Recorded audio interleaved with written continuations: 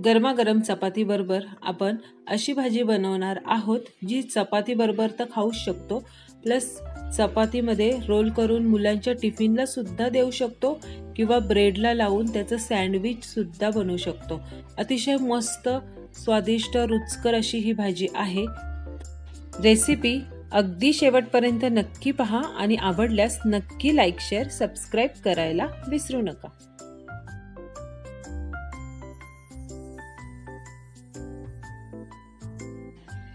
बऱ्याच वेळा पनीरची भाजी किंवा पनीरची भुर्जी बनवली जाते कांदा टोमॅटो घालून, पण आज आपण अशा भाज्या वापरणार आहोत ज्याने ह्या पनीरच्या भुर्जीची टेस्ट अतिशय मस्त येणार आहे। मिक्सरच्या भांड्यामध्ये जवळजवळ अर्धा वाटीच्या वरती वाटाणा मी सोलून घेतलेला आहे, तो टाकून घेतलाय। त्यानंतर गाजर घेतले, अर्ध गाजर आहे हे। भाज्याची क्वांटिटी तुम्ही तुमच्या अंदाजानुसार किंवा गरजेनुसार घेऊ शकता। त्यानंतर फरसबी कापून घेतलेली आहे 7 ते 8 आणि मिक्सरच्या भांड्यामध्ये 2दा ते 3दा फिरून घेतलेलं आहे। अशा प्रकारे त्याची ओबडधोबड पेस्ट तयार झालेली आहे।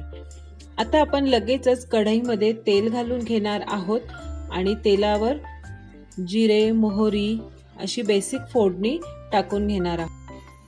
हिंग टाकून घ्यायचा आहे, कढीपत्ता थोडा कुस्करून टाकलेला आहे, सुकलेला कढीपत्ता आहे तो। त्यानंतर कांदा घ्यायचा आहे। जेव्हा आपण पनीरची भुर्जी बनवतो तेव्हा कांद्याची क्वांटिटी जास्त असते, त्याचप्रमाणे इथे मी पूर्ण एक कांदा अगदी बारीक चिरून घेतलेला आहे आणि छान आपल्याला तो तेलावर परतून घ्यायचा आहे। छान लालसर करून घ्यायचा आहे कांदा, त्यासाठी अगदी थोडंसं मीठ टाकून घेतलेलं आहे जेणेकरून कांदा पटकन शिजतो आणि पटकन अशा प्रकारे त्याला तांबूस कलर येतो। कांदा छान परतून झाल्यानंतर त्यामध्ये हळद टाकून घेतलेली आहे आणि लगेच आपण मिक्सरला लावलेली ही जी पेस्ट आहे वाटाणा गाजर आणि फरसबीची ती टाकून घेतोय। अजून तुम्हाला इतर भाज्या टाकायच्या तर टाकू शकता, पण फ्लावर जर टाकला तर फ्लावरचा वेगळा वास येऊ शकतो ह्या रेसिपीमध्ये, म्हणून मी फ्लावर टाकलेला नाही। किंवा कॅप्सिकम सुद्धा तुम्ही टाकू शकता। आता 5 ते 7 मिनिटं छान परतून घ्यायची आहे ही भाजी ह्या कांद्यामध्ये आणि 2 ते 3 मिनिटांसाठी झाकण ठेवायचे, वाफेवर छान ती शिजली जाते। अशा पद्धतीने पाहू शकता त्याचा रंग सुद्धा अतिशय सुंदर दिसत आहे।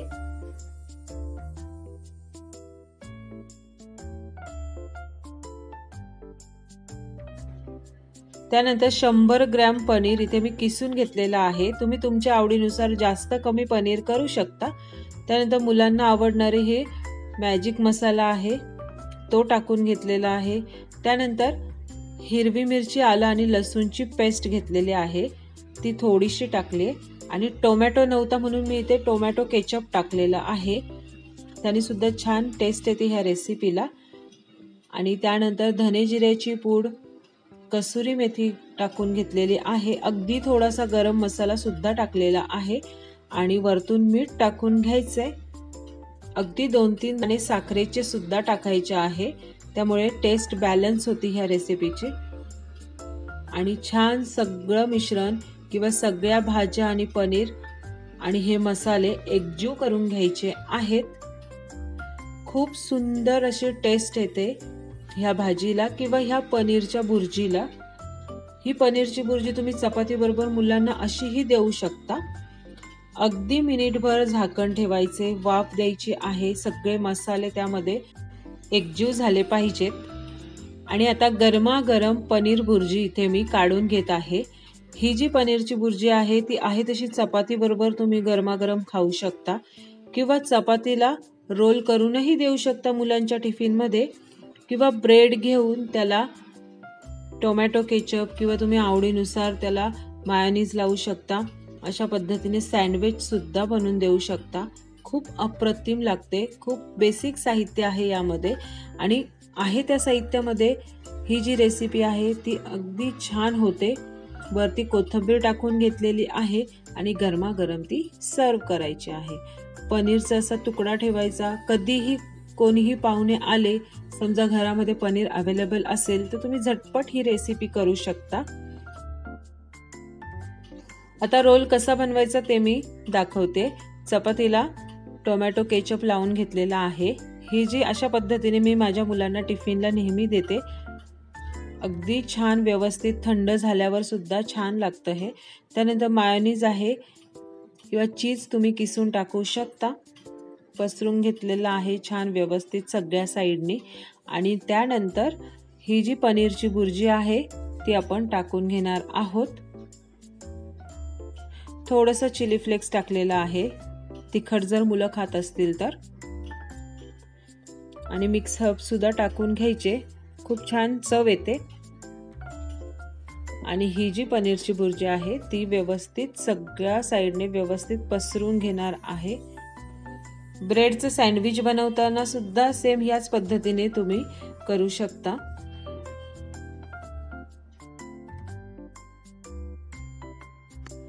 त्यामध्ये असलेला कढीपत्ता मी काढून टाकते, मध्ये आला तर मुलं खात नाही। मस्त गरमागरम पनीर रोल तयार झालेला आहे। रेसिपी शेवटपर्यंत पाहिल्याबद्दल खरंच तुम्हा सर्वांचे खूप खूप धन्यवाद। अशा पद्धतीने रोल करून घेतलेला आहे आणि मध्यभागी सुरीच्या साहाय्याने तो कापून घ्यायचा आहे आणि मुलांच्या टिफिनला अशा पद्धतीने तुम्ही देऊ शकता, सॉस बरोबर खाऊ शकता।